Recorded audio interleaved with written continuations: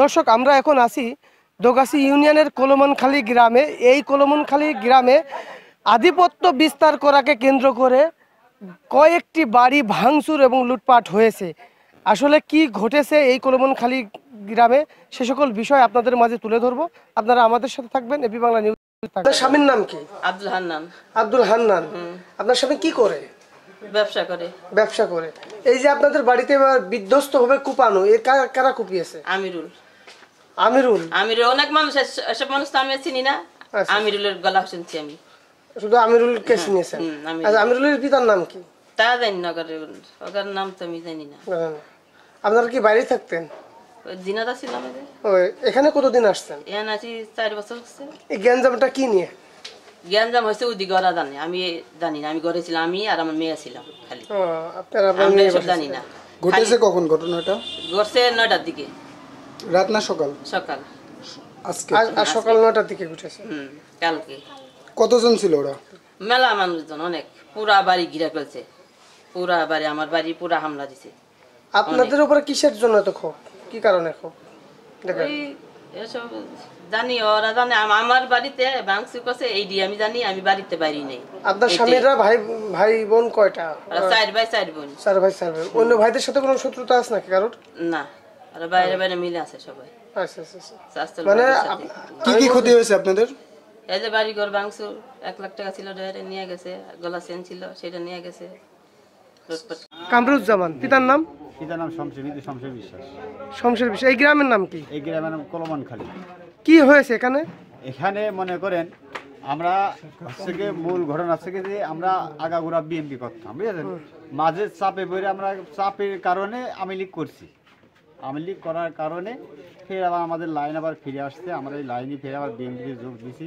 এই বিএনপি যোগ দেওয়ার কারণেই এই মাছ ধরে আমাদের হয়েছে, বুঝেছেন। দেওয়ার পরে ভাঙচুর হয়েছে।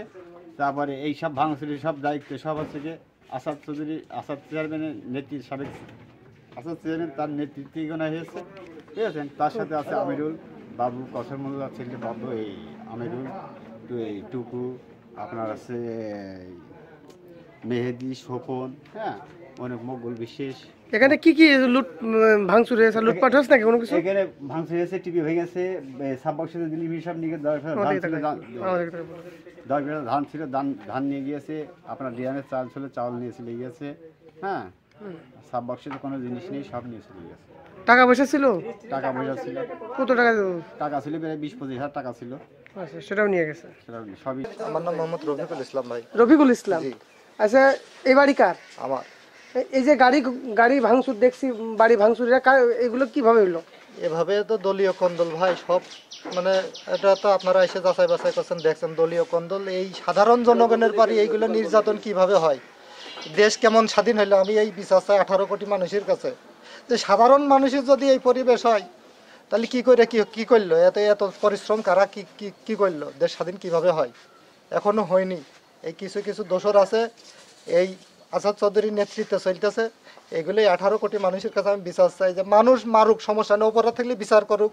আমাদের তো, আমরা গ্রামে ছেলে 10 জন এসে যদি বিচার করে মাতুব্বার, আমরা বিচারে রাজি, যে অপরাধ করিস আমরা সাজা নেবো, কোনো ব্যাপার না। কিন্তু মানুষ এভাবে নির্যাতন করে কিভাবে? মেয়ে মানুষ পর্যন্ত ছাড়িনি। আই বড় একটা মেয়ে, ওই দেখেন আমার বোর রামদাদে কোপ দিয়েছে, পরে গাড়িটা চালায় খায়, 4-5টা পেট চালায়। আমার মা সবার মুরব্বী মানুষ, আজ বাদে কাল মারা যাবে, 3টে ছেলে পেলে আবার, এখন আমি কি করে খাবো? আমি আজ 2 দিন না খেয়ে রয়েছি, মনে করেন কোনো খাওয়া দাওয়ার কোনো পরিবেশ না। আমি এই গাড়িটা চালাই খাই, আর কোনো আমার টাকা পয়সাও নেই, যে আমি এখন কি করবো। আসসালামু আলাইকুম। ঘটনাটা যখন ঘটে, আসলে আমি ওই মুহূর্তে ঘুমন্ত অবস্থায় ছিলাম আমার ঘরে। তো কী কারণে ঘটছে তাৎক্ষণিক আমি জানতে পারি না, কিন্তু আমার ঘুমায় থাকা অবস্থাতে আমার বাড়ি অতর্কিত হামলা হয়, ভাঙচুর শুরু হয়, লুটপাট শুরু হয় ব্যাপক আকারে। তো আমি ওই সময় নিজের জানের নিরাপত্তা ফিল করতেছিলাম। আমি অনেক কষ্ট করে নিজের আত্মরক্ষা করেছি ঘরের ভিতরে। 200 পরিমাণ সন্ত্রাসী লোকজন অতর্কিত হামলা করে, তো পরে তারা ভাঙচুর করে লুটপাট করে নিয়ে চলে যায়। আমার নগদ 1 লক্ষ টাকা ছিল এবং প্রায় 1 ভরি ওজনের একটা স্বর্ণের চেন এটা লুট করে নিয়ে যায়। আমার মেয়ের গলার থেকে স্বর্ণের চেনটা নিয়ে যায়, আর ঘরের ভাঙচুর করে 1 লক্ষ টাকা নিয়ে যায়। তো ঘটনার সূত্রপাত আমি ওই মুহূর্তে জানতে পারি না, পরে জানতে পারি যে এইভাবে যে সাবেক চেয়ারম্যান আসাদ চৌধুরীর নেতৃত্বে বিএনপি নামধারী কিছু সন্ত্রাসী লোকজন আওয়ামী লীগের তাদের সাথে যুক্ত হয়ে আসাদ চৌধুরী তাদেরকে প্রশ্রয় দিয়ে এই ঘটনাটা ঘটাইছে, পরে আমি জানতে পারি। আচ্ছা ভাই, আপনার নাম কি? আমার নাম নাইম। ঘটনাটা কি ঘটেছিল?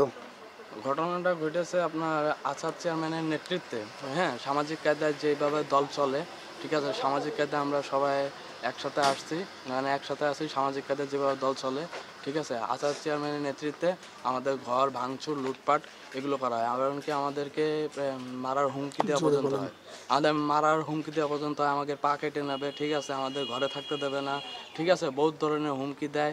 এমনকি পুলিশ প্রশাসনের আমরা কোনো পাচ্ছি না, ঠিক আছে। আসাদ চেয়ারম্যানের নেতৃত্বে আমাদের ঘর বাড়ি লুট, তারপরে আমাদের সোনা দানা, তারপরে হচ্ছে 1 লাখ টাকা ছিল ঘরে, সেগুলো লুট করেছে। ঘটনাটা কখন ঘটেছে? আপনার সকাল 9:30টার ভিতরে। কবে? এই আপনার গতকালকে সকালে। আপনারা কি কোনো আইনের প্রশ্রয় নিছেন? না, আমরা আইনের প্রশ্রয় নিই।